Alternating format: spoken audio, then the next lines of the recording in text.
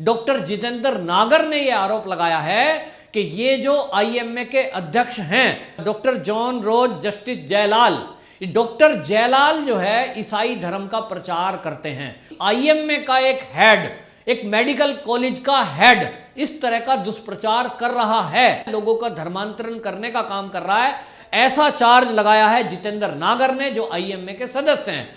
और उन्होंने मांग की है कि ये जो डॉक्टर जॉन रोज जस्टिन जयलाल हैं, इनके खिलाफ एक कमेटी बनाई जाए 5 सदस्यीय। तो ऐसे में इनके खिलाफ जांच होनी चाहिए और जब तक जांच पूरी ना हो तब तक ये अपने पद से इस्तीफा दें। नमस्कार, मैं हूं पवन त्यागी।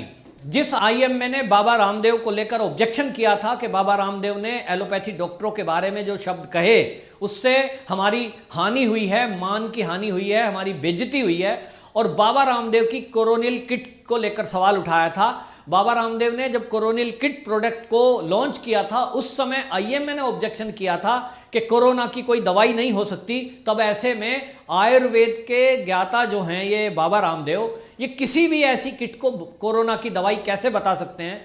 उनके ऑब्जेक्शन के बाद केंद्र सरकार ने बाबा रामदेव को ये सलाह दी कि आप इस कोरोनिल किट से कोरोना की दवाई शब्द हटा दीजिए, इम्यूनिटी बूस्टर कहिए। बाबा रामदेव ने सरकार का कहना माना और अपनी कोरोनिल किट को इम्यूनिटी बूस्टर लिखा, जबकि उससे बहुत सारे लोग कोरोना के पेशेंट ठीक हुए, उसका ट्रायल हो चुका है। लेकिन उसके बावजूद भी सरकार ने कहा है, इसलिए बाबा रामदेव ने मान लिया। अब दूसरी तरफ जो ये आईएमए है, इसके ऊपर जो चार्ज लगे हैं या जो शब्द बाबा रामदेव ने बोले, वो खाली बाबा रामदेव के शब्द नहीं है। देश के और विदेश के जाने माने डॉक्टर इस बात को बोलते हैं।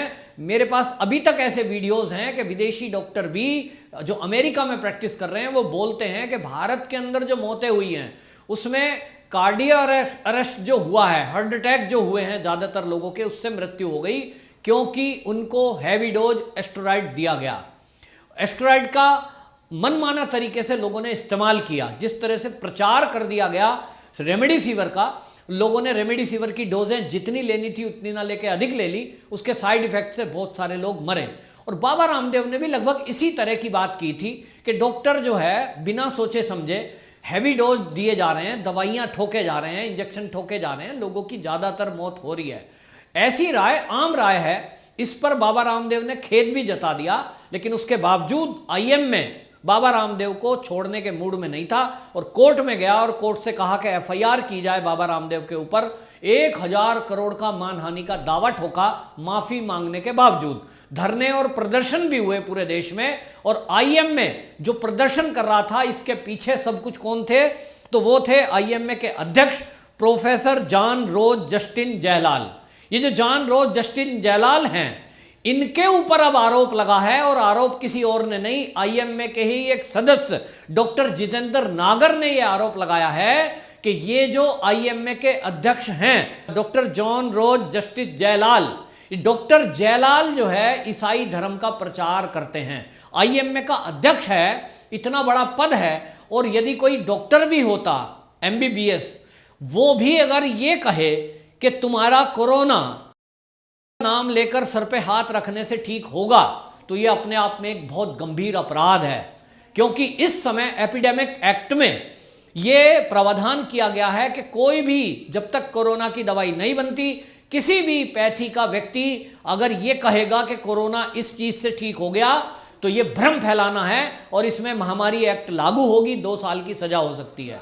ऐसे में यदि आईएमए का एक हेड, एक मेडिकल कॉलेज का हेड इस तरह का दुष्प्रचार कर रहा है, ये ईसाई धर्म का प्रचार कर रहा है, लोगों का धर्मांतरण करने का काम कर रहा है, ऐसा चार्ज लगाया है जितेंद्र नागर ने, जो आईएमए के सदस्य हैं। और उन्होंने मांग की है कि ये जो डॉक्टर जॉन रोज जस्टिन जयलाल हैं, इनके खिलाफ एक कमेटी बनाई जाए 5 सदस्यीय, और वो कमेटी जांच करे कि मैं जो आरोप लगा रहा हूं वो सच है, क्योंकि ऐसी वीडियो पब्लिक डोमेन में अभी भी उपस्थित हैं। तो ऐसे में इनके खिलाफ जांच होनी चाहिए और जब तक जांच पूरी ना हो तब तक ये अपने पद से इस्तीफा दें। दूसरी तरफ आपको बताएं, अभी कुछ दिन पहले ये 28 मई को लीगल राइट प्रोटेक्शन फोरम ने भी इस डॉक्टर जयलाल के खिलाफ कार्रवाई करने के लिए कोर्ट में एप्लीकेशन दी, और उन्होंने जो चार्ज लगाए वो बहुत गंभीर है उन्होंने कहा कि एक डॉक्टर होते हुए और आईएमए जैसी बड़ी संस्था जो 1932 से हमारे यहाँ काम कर रही है, यानी 1934 में इसका रजिस्ट्रेशन भारत में हुआ, तो उस बाकायदा भारत के कानून के तहत ये रजिस्टर्ड है, सोसाइटी रजिस्टर एक्ट में 1934 से। इतनी पुरानी संस्था जिसमें डॉक्टर जुड़े हुए हैं और उसका जो अध्यक्ष है वो ईसाई धर्म प्रचार कर रहा है, वहीं सरकार के विरुद्ध लोगों को भड़काने का काम कर रहा है। और ये जो आपको बताऊं लीगल राइट प्रोटेक्शन जो फोरम है, इसने जो चार्ज लगाए हैं अपनी उस एप्लीकेशन में, जो चार्ज लिख के दिए हैं, वो बयान है जो बयान डॉक्टर जयलाल ने जगह जगह सभाओं में दिए हैं। चंगाई सभा इन्होंने करी है। चंगाई सभा आप जानते हैं कि उसमें लोगों को यह बताया जाता है कि आप ईसा मसीह का नाम लीजिए, और बहुत सारे लोगों को धर्मांतरित करने का काम ये जयलाल करने में लगे हुए हैं। तो इसका जो आरोप है बाकायदा ये किसी और ने नहीं, जो हमारे देश की लीगल राइट प्रोटेक्शन फोरम है उसने कोर्ट में लगाई है एप्लीकेशन, लेकिन अभी तक इस पर कोई सुनवाई नहीं हुई है।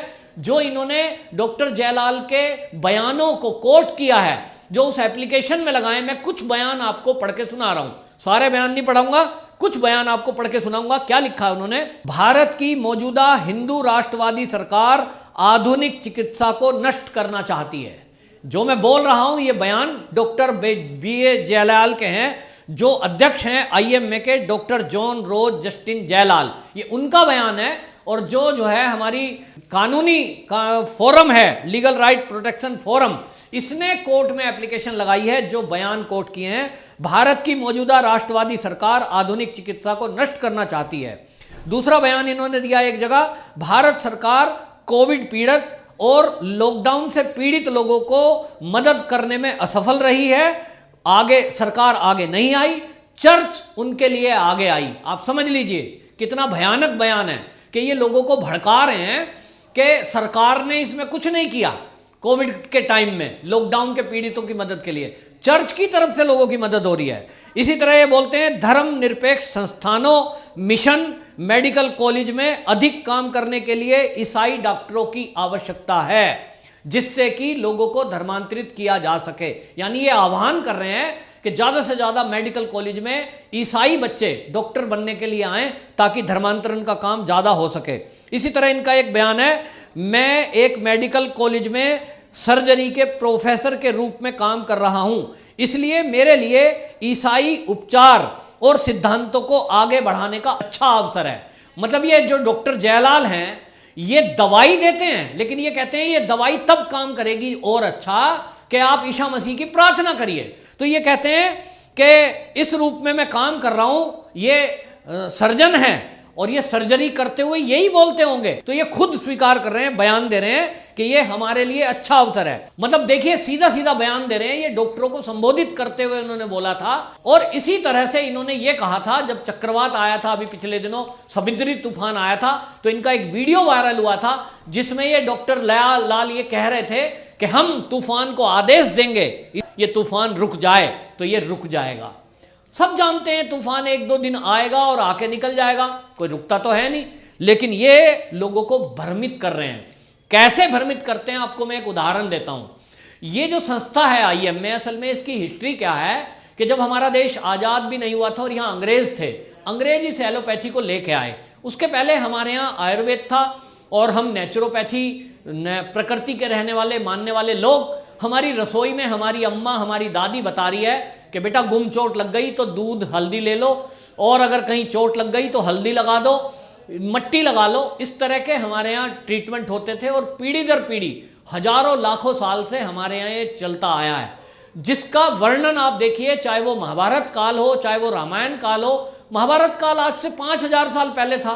5000 साल पहले युद्ध हुआ महाभारत का, लगभग 5000 साल से भी ऊपर हो गया।